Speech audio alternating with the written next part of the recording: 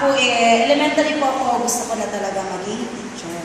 Kasi po yung teacher, yung grade 1 pa lang po. Kasi saling pusa po ako dati. Sa pamamang ko saling pusa, para daw po ako'y bumutaw sa pag-pete. Kasi nagabi pa po sa mami ko nung nakailan. Then, hanggang sa na-enjoy ko po kasi natuwa po ako sa teacher ko nung grade 1 dahil pag magtutulog, hanggang hindi niya po tinitigilan kami na hindi makabasa. Kasi ko, magti-teacher ako. Kaya hanggang sa nung graduate ako ng grade 6, sabi ko sa mami ko, may ako'y magti-teacher. Mami ko po, teacher din po siya. Yung mga kapatid ko ng mami ko, mga teachers din po. Yung isa po'y guidance counselor po dati sa Lopez, sa Los Baños po. Yung tito ko naman po sa SPC. Tapos yung mga kapatid po ng mami ko, tsaka mga pinsanin niya po, teacher din po. Then, nung nag-high school po ako, nahihirapan po ako sa science. Yung first to third po, okay lang. Pagdating po sa physics, siguro po dahil ayaw ko yung teacher, dahil lalaki po yung teacher namin sa physics, may oras po kasi engineer po siya, yung natapos ng teacher namin. Pag natuturo po siya, pagka tinanong mo siya, sir, ano po yung ano? Sabi niya, makinig. Makinig lang ha. Hindi na po niya inuulit-ulit pagka natanong kami. Kasi sabi ko, ayoko na mag-teacher. Kaya nung ano po, sabi ko sa mga po, may gusto ko, maglolo ako. Kaya lang po talagang mahirap. Hindi po kaya talaga ng budget. Tapos yung dalawa ko po kasing kapatid, yung panganay ko, tsaka yung pangalawang panganay ko, nasa lolo't lola ko na. Sila na yung nagpalaki, sila na yung nagpaaral. Palibasa nga po, kada dala ng, sabi nga po,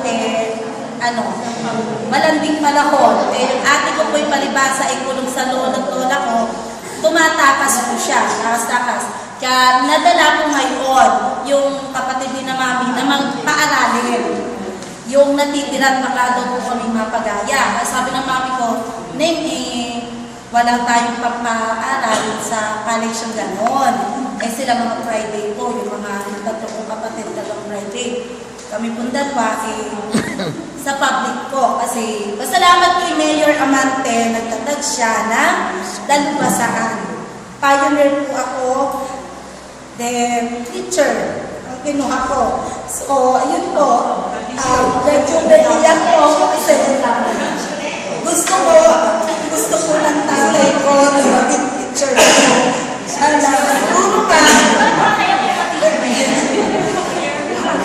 Siguro nga po,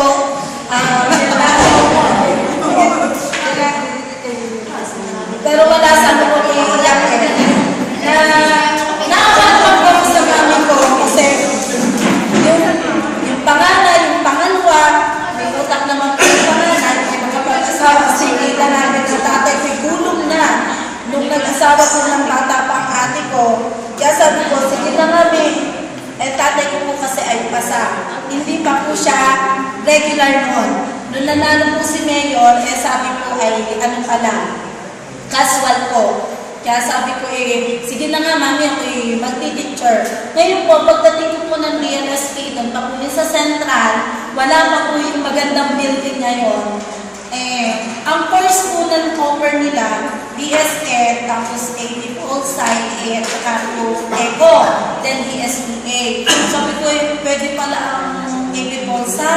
Sabi ko, mami, pwede pala naman. Sabi ko ng mami ko, Nick, ako na may nagtuloy, pero siya may teacher ng elementary po. Kaya lang hindi pa po uso na word passer ko na mag-take. Sa public na po siya. Sabi ko, sige na may, pagdating ko po doon sa school, sabi po nung registrar, name-edu ka. Ako po ay nag-aaral ng AD po, Polsci. Name-edu ka. Sabi ko, ma'am, hindi, edu ka. Hindi na po ako nag-ano kasi takot po ako masasalitaan ng hindi na po ako nagpili. Kaya sige po, sabi, wala pa namang pre-course noon. Wala pa po major. So, first year, second year, okay pa po. Then, pagdating po ng third year, syempre, pagpili ka na po. Ang major po is, general science, math, at English. Puros ayaw ko po. Kasi ang gusto ko po, pagluluto, kita niyo naman po sa katawan ko. Mahilig po talaga ako magluto. Dahil nung high school po sa TLE, favorite ko subject, EME. Dahil may baking po doon. Kaya kung ano po, kami po yung nanalo pag-bake po ng sake. Kaya nung ako po college, ako po graduate, kahit po habang po kasi ang graduation namin noon, nag-bake muna ako ng aking cake. Kasi alam ko po talagang wala naman kaming kasi yung ate ko po, nag-asawa na nga po siya. Sabi niya, meron pa ako natira dyan, Sabi, sige ate, akin na lang. Sa madaling salita po, nakagraduate po ako sa DLSP. Na pag-uwi po namin, ang nakahayo po sa hapagkainan ay tuyo. Pero pinagpapasalamat po dahil yung sinuot ko na pag-graduate, pinanghiram namin sa kapitbahay dahil bawal daw po ang maikse. Ay ang amin pong guest speaker ay si Vice President po, Matakong Di Castro po, si Noli Di Castro. Bawal po, kailangan mahaba, bawal din ang bukod, wala po kami pamili talaga.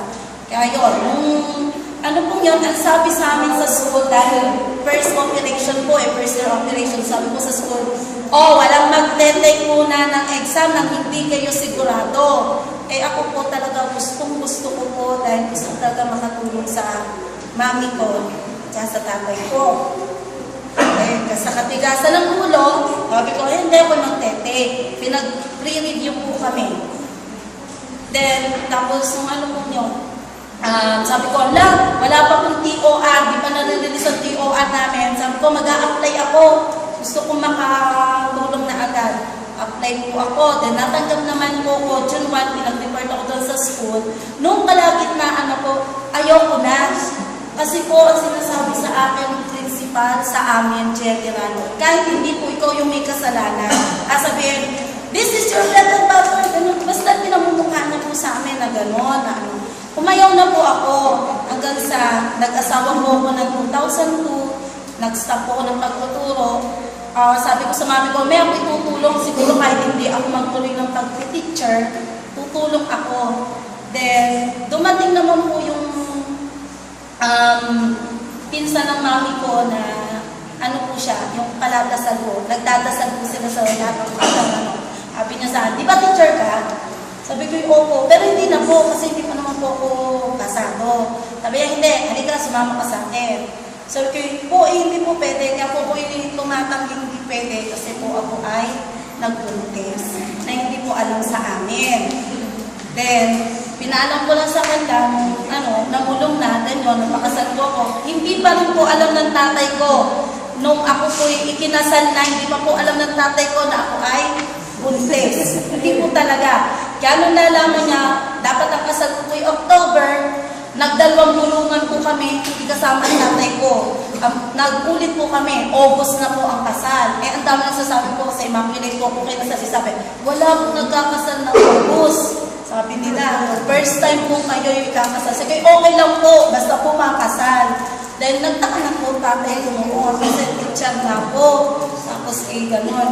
Nag-iisip na siya sa akin, ba't ako nag-stop ng pagtuturo noong taon yun. Pinipilit niya ako akong bahala at kaya natin ihingihan ng po. Sabi, hindi po muna.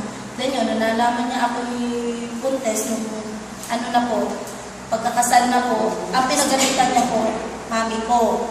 Then yun, hanggang sa dinala na po ko nung pinsan ng mami ko sa kaguyaw ko, kamag-anak po nila yung principal sa Montessori po, sa Mamapit. Then yun, pinag-exam po ako. Doon naman po, wala silang demo. Pinag-exam po, pagka-exam sa interview po. Tapos, nung pumasa po ako sa exam, sa interview, sabi niya, sige, dito ka. Then, hindi naman po ako sa meet. Doon ako dinala sa branch po, sa phase 2 po, sa Mamapit din po. Then, pagkano po doon, wala pa pong month of July, para po kong bola, inihagis naman ako sa Cavite. Doon po ako inilistino kasi wala pong teacher na P6. Ako naman po, sabi ko, sige po, okay po. Dahil trabaho po dahil gustong-gusto ko po talaga. Sabi ko, sige po, okay po. Kahit meron po kung 3 sanggol na iniwan sa San Pablo. Then, doon po ako nag-stay ng Monday ng madaling araw po, punta ako ng Cavite. Then, Friday night, uwi po ng San Pablo. Then, yun po. Sa isang libro po, masasabi ko na hindi mo pala nakakapagsisi na ikaw ay yung ipinipilit ng magulang ko sa iyo. Dahil talaga pong ang laki ng naitulong sa akin mo nung nakarating po ako doon. Dahil yun po, katulad din po sa Liceo, may yung sa pag-rosary po, malapit po. Then, ang mga bata ko, talaga pong iba ang bata ko ng Cavite. As in, pumapasok po ng school, sa classroom po, may dalawang marijuana. Pero kita po talaga, iba po talaga ang teacher sa ibang profession na yung respeto po. Kahit yung bata ay na doon sa pagtuturo, andun pa po yung respeto sa'yo, nakikilala ka pa. Kahit na may oras na, kasi po doon bawal yung hawakan mo yung bata. Bawal po yun. Dahil sasabihan ka ng principal na namumulestya ka ng bata. Bawal po yung hawak at yung bata hawak sa'yo, bawal po. Ayaw po. Basta marami pong bawal kasi Catholic school na po. Kaya, nung pong yun, talagang kita mo yung mga bata, yung galit na galit ka na, andun pa rin, kahit yung pag-uuwi ka, sabi nga po niya namin, na nakagraduate na sila. Kahit po may bata pa, may napag-graduate na rin po ako, at ang kasarapan niya po,